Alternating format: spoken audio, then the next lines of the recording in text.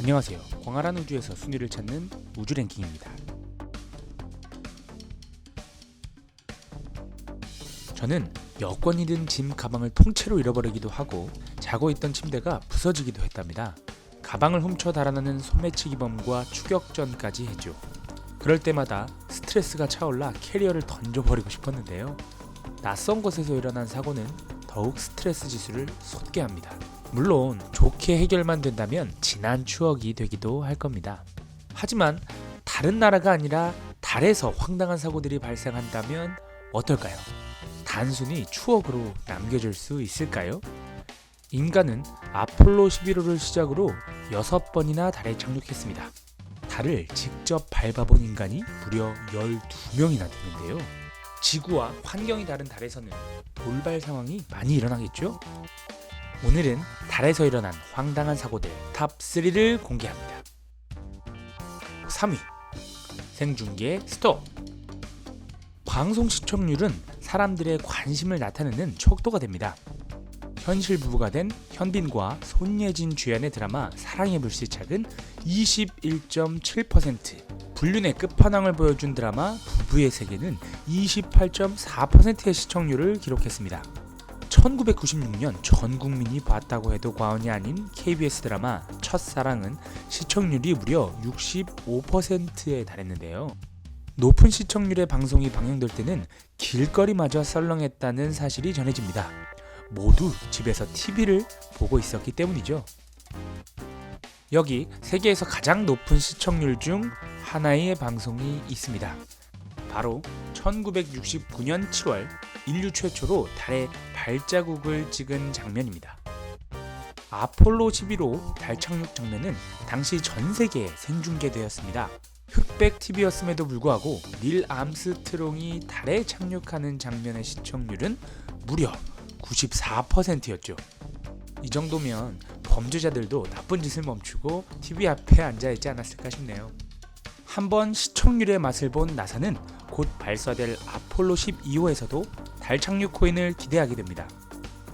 아폴로 11호를 발사한 지 4달 만에 12호를 발사하며 회심의 한수를 노렸는데요. 바로 컬러TV 생중계였습니다.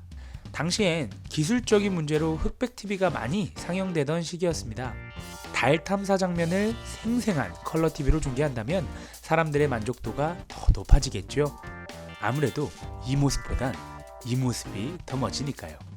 나사는 잔뜩 기대하며 컬러TV 카메라를 달 탐사 로켓에 실었습니다. 그리고 1969년 11월 19일 아폴로 12호의 달 착륙선은 무사히 달에 착륙합니다. 나사가 지시한 대로 달 착륙선 조종사 앨런비는 TV 생중계를 위해 컬러TV 카메라를 들고 내리게 되죠. 그런데 앞불사 카메라를 설치하던 앨런빈이 말했습니다. That's bad.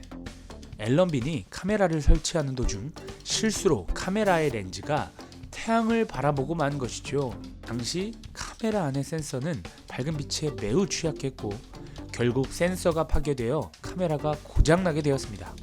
순식간에 시청률 대박의 꿈도 산산조각나 버렸죠.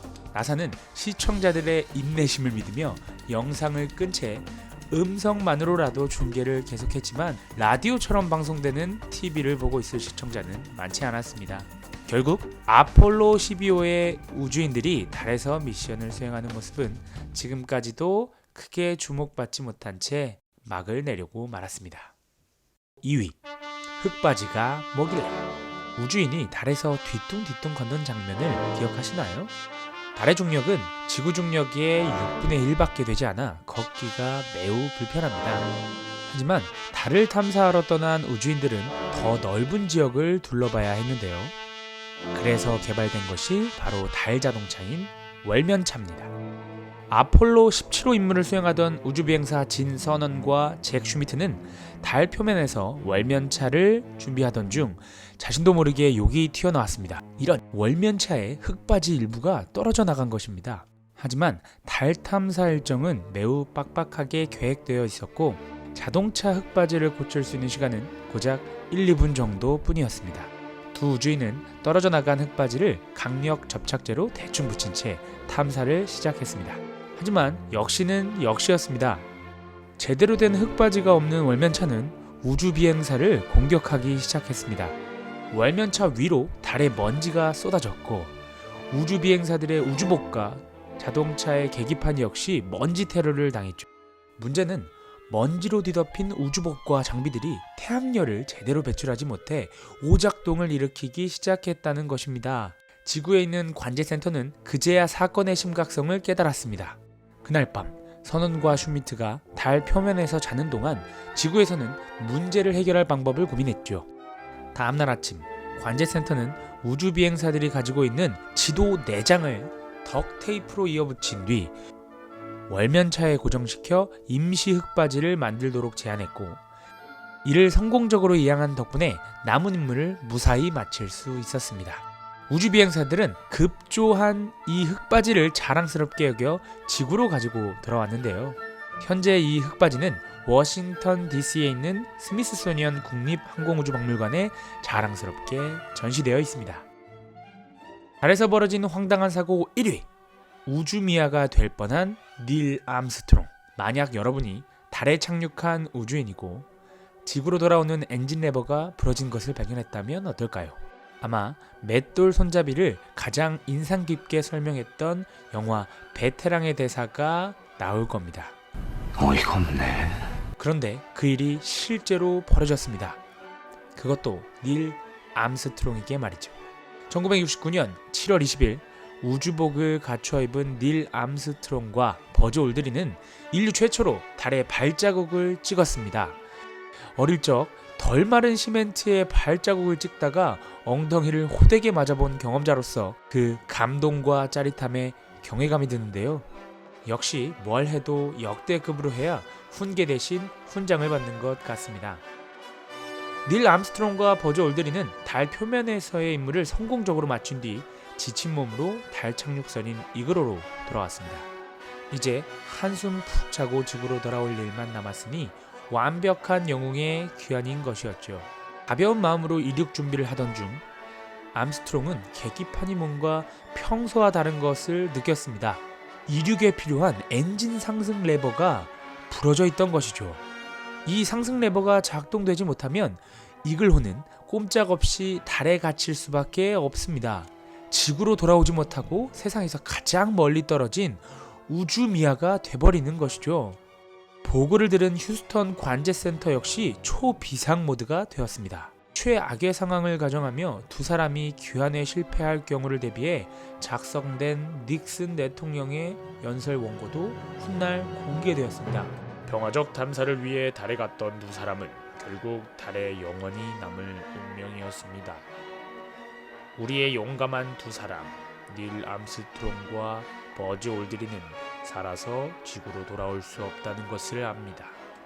하지만 그들의 희생이 인류에게 새로운 희망이 되었다는 것도 압니다. 어느 세상, 어느 곳에서도 인류는 영원할 것입니다. 다행히 이 연설은 쓰이지 않았습니다. 휴스턴 관제센터에서 들려온 한마디 덕분이었죠. 빈 볼펜대를 레버핀에 꽂아. 지시대로 빈 볼펜대를 꼽아 레버를 작동시킨 덕분에 달 착륙선은 달에서 탈출할 수 있었고, 우리는 닐 암스트롱과 버즈 올드린을 다시 지구에서 마주했습니다.